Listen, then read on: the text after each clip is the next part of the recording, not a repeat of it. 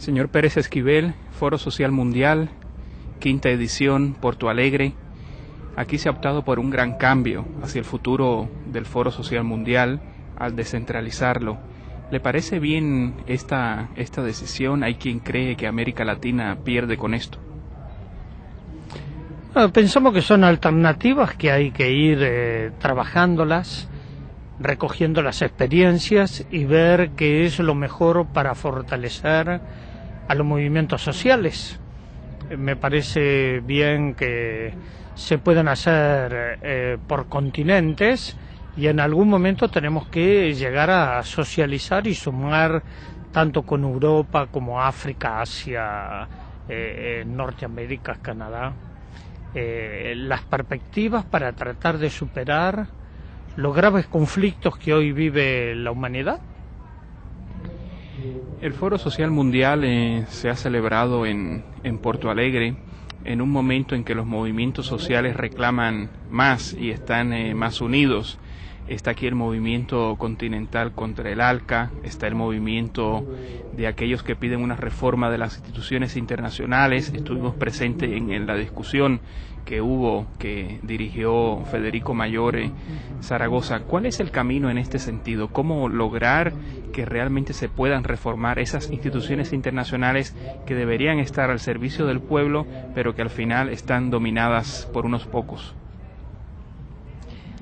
En este momento hay un debate de toda la situación internacional, tanto de la reforma de los organismos como Naciones Unidas, UNESCO, la Organización Mundial del Comercio, fundamentalmente el Fondo Monetario Internacional y el Banco Mundial, que son organismos que hoy no responden a las expectativas de los pueblos en el mundo. El preámbulo de la Declaración de las Naciones Unidas, como decía ayer Federico Mayor, dice nosotros los pueblos. Y nosotros los pueblos ya no estamos más representados en estos organismos. Al contrario, se han apropiado algunos países poderosos para seguir el sistema de dominación. Es necesaria las Naciones Unidas, pero democratizadas, con estructuras de participación. Hoy no, lo vemos en la guerra de Irak, que Estados Unidos deja a un lado Naciones Unidas, deja a un lado los pactos, protocolos internacionales, el derecho internacional, habiendo sido Estados Unidos uno de los países gestores. En este momento aparece un presidente como Bush, que lamentablemente va a estar 4 años más, y va a arrasar con todo. Cuidado. Cuando los pueblos permiten que estas políticas avancen, tenemos a los Hitler, a los Mussolini, a las dictaduras impuestas en África y en América Latina. Tenemos que decirle basta. Aquí en el Foro Social Mundial se levantó la voz ese 15 de febrero para decirle no a la guerra. Sin embargo, la guerra se llevó a cabo. Es decir, no se quiere escuchar a los pueblos, no es que no pueden escuchar a los pueblos, no quieren escuchar a los pueblos. Entonces hay que reaccionar. Y yo creo que esto tiene que ver con un eje fundamental. Primero, el poder. Una palabrita que nadie la nombra, pero que toda la quieren. Lo otro, las democracias. ¿Qué son estas democracias? Son más formales que reales.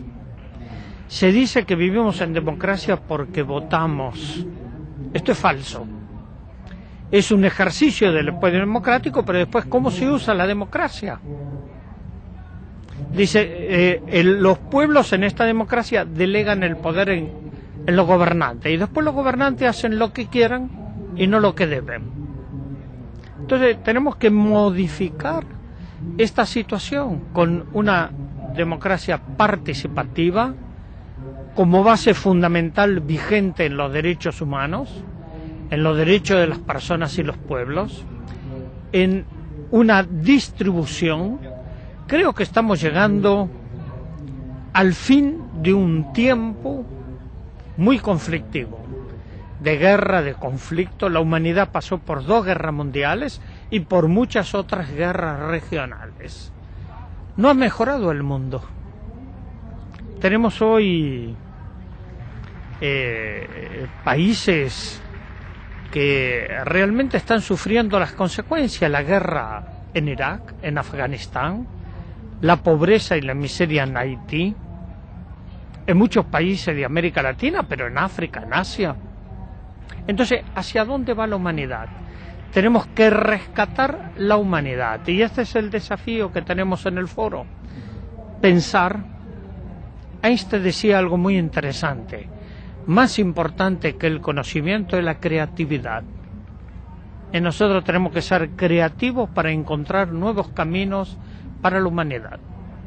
A propósito de Irak y la guerra, ya ahora el problema no es la guerra, que ya terminó, sino la presencia internacional de tropas extranjeras en Irak y las elecciones. Estamos frente a un régimen impuesto por la guerra con unas elecciones dudosas. ¿Cuál será el futuro de Irak después de estas elecciones? Primero, no creo en estas elecciones. Son cosas impuestas, falsas, a el pueblo iraquí. Yo estuve 12 días en Irak, antes de la guerra, y pude ver el sufrimiento del pueblo iraquí. No terminó la guerra continúa, en otro nivel, ¿no? Los actos de resistencia del pueblo de Irak, como del pueblo de Afganistán, a países invasores, y fundamentalmente un país invasor como los Estados Unidos. Entonces no es que la guerra terminó los grandes enfrentamientos de los ejércitos, pero la guerra actualmente se desarrolla no solo en una lucha armada, en el campo económico, en el campo político, ante la indiferencia de los grandes organismos internacionales como Naciones Unidas. Entonces, estas elecciones, ¿qué quieren imponer? No quieren imponer la democracia. Quieren imponer un gobierno títere al servicio de los intereses de los países invasores, de Estados Unidos y la Gran Bretaña. No sigamos con esta cosa perversa que van a democratizar a Irak. A Irak lo van a democratizar los iraquíes, no Estados Unidos, que no es un país democrático. Esta es la dificultad que tenemos. En el plano latinoamericano, usted ha venido al foro justo de un evento que se ha realizado en Cuba, relacionado con el ALCA, contra el ALCA. ¿Cree usted que realmente se ha logrado ya dejar el ALCA a un lado, teniendo en cuenta la división que hubo dentro de la misma América Latina en contra del ALCA, pero que al final lo que se están logrando son estos acuerdos bilaterales que también son muy peligrosos para las sociedades? Estamos muy preocupados con esto. Los acuerdos bilaterales, los acuerdos con el ALCA se van a reafirmar en Argentina en el mes de noviembre, donde va a estar desde Bush todos los mandatarios, menos algunos como Chávez, lógicamente Fidel, pero el resto de los países van a firmar los acuerdos con el ALCA, y esto es la recolonización de América Latina. Y es también una amenaza para otros países como la Unión Europea, el sudeste asiático, porque quien va a controlar las relaciones internacionales y comerciales va a ser los Estados Unidos. Tenemos la experiencia con México. Miren, en México nacieron los hombres y mujeres de maíz. Hoy México tiene que importar maíz transgénico de los Estados Unidos. Les están matando la cultura y la han transformado en un país maquila. ¿Dónde está el beneficio de esto? Cuando matan las culturas de los pueblos. El desarrollo, y hoy, cuidado, que esto lleva cada vez a un control mayor de los alimentos, ¿no? Y van a utilizar los alimentos como armas estratégicas para la guerra. Hay un hecho: Monsanto, esa gran empresa transnacional, quiere imponer condiciones a los campesinos para recibir la semilla y tienen que pagarle las regalías. Y ustedes saben que la semilla transgénica sirve para una siembra, pero no sirve para otra. Entonces están desarrollando lo que es la dependencia alimentaria, cuando en nuestros países tienen la suficiente independencia para esto. Esto afecta a la soberanía y por eso se viene trabajando sobre la soberanía alimentaria. Es una amenaza para el mundo. Y la otra cosa seria que estamos nosotros viendo es el recurso del agua. Estuvimos trabajando en la triple frontera sobre el acuífero Guaraní. Entonces, el agua es un bien de la humanidad cada vez más escaso, pero que estas grandes corporaciones, estos grandes intereses, las quieren centralizar, dominar, privatizar. ¿Y dónde queda la vida de nuestros pueblos? El desafío es enorme. Entonces, en el Foro Social Mundial se viene debatiendo todos estos aspectos. A propósito del acuífero Guaraní, es una de las reservas de agua subterránea más importantes de la Tierra. Hace algunos años, cuando visité Uruguay, conocí del problema y se hablaba de aquel vacío legal que existía. ¿Se mantiene? Este acuífero abarca territorio de Argentina, Paraguay y Uruguay, y creo que llega hasta Brasil. Y Brasil. ¿Se mantiene ese vacío legal? ¿No se han dado pasos al sentido de poder quitar ese peligro de esas corporaciones que quieren adueñarse de esa reserva de agua dulce? Hasta el momento no, hay una movilización sobre esto popular para reclamar a los gobiernos y a nivel regional la preservación de los recursos que no son solo de nuestros países, son de la humanidad. Y no podemos permitir que se adueñen de esto. Cada día tenemos menos oxígeno. Esta globalización ha servido para la gran concentración del poder en pocas manos y la exclusión de las 2/3 partes de la población mundial. Esto, el debate que estamos planteando aquí, creo que tenemos que dar pasos cualitativos en estrategias, en procesos de protección desde el campo de vista jurídico, pero también social y político, de preservar la vida de los pueblos. Hoy se están apropiando de todos los recursos, incluso con las patentes, ¿no?, de los recursos nuestros, lo están patentando para controlar la vida de los pueblos. Esto tenemos que impedirlo. Estamos frente a una situación crítica, pero también hay mucha respuesta desde los pueblos para poder contrarrestar la situación actual.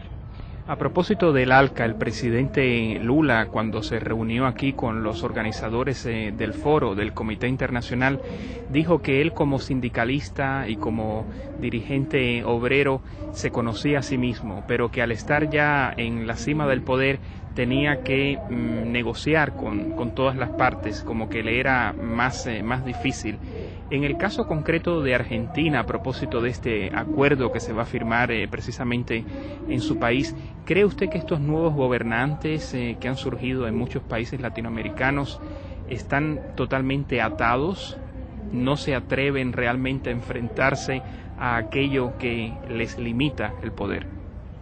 Te voy a contestar con lo que decía Frei Betto. Frei Betto dijo que Lula llegó al gobierno pero no al poder. Es lo que pasa a estos gobernantes. Hay muchas trabas, acuerdos, que son responsabilidades de Estado, que han hecho los gobiernos anteriores y que traban la posibilidad de romper esos acuerdos, desde el punto de vista jurídico, desde el punto de vista económico, desde el punto de vista político. Pero Lula no tiene que perder algo que es muy importante, es escuchar la voz del pueblo. Si no escucha la voz del pueblo, va a terminar fracasando y siendo más de lo mismo. Va a terminar una presidencia totalmente condicionado. Y para esto, ¿cómo salir de esto? Es unirse con Venezuela, con Argentina, con Paraguay, con Uruguay, hacer un frente común. Primero, por la deuda externa, que es una deuda eterna, la preservación de los recursos de la Amazonia, del acuífero Guaraní y de la protección del medio ambiente y de los recursos de nuestros pueblos. Si los gobernantes no tienen el coraje, la decisión política y la voluntad política, la situación va a empeorar. Esté Lula, esté quien esté en el gobierno. Porque quiero señalar 2 o 3 cosas que son fundamentales. En América Latina hay una creciente militarización, bases militares norteamericanas en todo el continente. Hay un entrenamiento, como fue durante la dictadura, de la doctrina de la seguridad nacional, donde más de 80.000 militares latinoamericanos pasaron por las escuelas de las Américas en Panamá y las academias militares de los Estados Unidos. Entonces, hay 3 grandes ejes en la estrategia de los Estados Unidos para América Latina. El Plan Puebla-Panamá para Centroamérica y Caribe, el Plan Colombia, una base militar enorme en Manta, en el Ecuador, para el control regional, y la triple frontera para el acuífero guaraní y los recursos de nuestros países. Sí, los pueblos cada vez estamos más unidos, pero los que no están unidos son los gobernantes, aquellos que nosotros elegimos. Entonces hay que exigirle a Lula, hay que exigirle a Kirchner, hay que exigirle a Frutos en Paraguay, hay que exigirle a Tabaré coherencia entre lo que dicen y lo que hacen. No pueden llegar al gobierno con una plataforma y después hacer otra. Si quieren el respaldo del pueblo, deben tomar conciencia y asumir esa responsabilidad. Pero no podemos estar jugando a 2 aguas. Esto que dice, quedemos bien con Dios y con el diablo. No, eso no funciona. Si estamos bien con Dios, vamos a estar bien con el pueblo. Si queremos con el diablo, vamos a estar de acuerdo con Bush y con los mecanismos de dominación que hoy ya están oprimiendo la vida de los pueblos. Yo señalaba hace unos momentos que el informe de la FAO es aterrador. Mueren por día en el mundo más de 35.000 niños de hambre. ¿Cómo le llamamos a eso? Yo lo denomino terrorismo económico. Hay un genocidio social contra los pueblos en esta globalización que es de dominación y no de libertad. Nosotros estamos aquí para luchar por nuestra libertad, porque de esto depende el mundo que le dejamos a nuestros hijos y a los hijos de nuestros hijos. Esto es decisivo. No podemos retroceder y no vamos a retroceder en estos avances de la lucha de los pueblos. Usted se ha referido a este posible frente Chávez, Lula, Tabaré, Nicanor en Paraguay. ¿Ha dejado fuera a Kirchner? ¿Será olvidado? No, Kirchner también tiene que estar integrado. Tenemos que ir sumando voluntades en todo el continente. Kirchner debe ser parte de una propuesta alternativa, pero lo que me preocupa que justamente la firma del ALCA va a ser en Argentina en el mes de noviembre y va a estar Kirchner presidiendo eso, pero van a estar el resto de los países latinoamericanos. Entonces uno se pregunta hacia dónde vamos, ¿no? Siempre recuerdo un proverbio de un amigo en África que dice: si no sabes a dónde vas, regresa para saber de dónde vienes. Y nosotros tenemos que saber de dónde venimos para saber hacia dónde vamos. Señor Adolfo Pérez Esquivel, Premio Nobel de la Paz, muchas gracias. Gracias a ustedes y mucha solidaridad. Necesitamos de la solidaridad. Ustedes vienen acompañando esto desde hace muchos años y les estamos agradecidos solidariamente. Gracias. Gracias.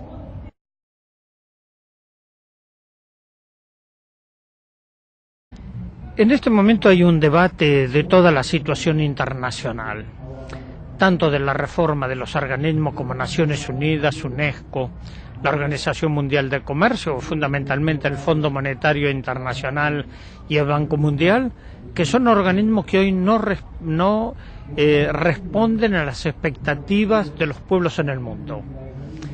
El preámbulo. Acá está el movimiento de aquellos que piden una reforma de las instituciones internacionales. Estuvimos presentes en la discusión que hubo, que dirigió Federico Mayore Zaragoza. ¿Cuál es el camino en este sentido? ¿Cómo lograr que realmente se puedan reformar esas instituciones internacionales que deberían estar al servicio del pueblo, pero que al final están dominadas por unos pocos?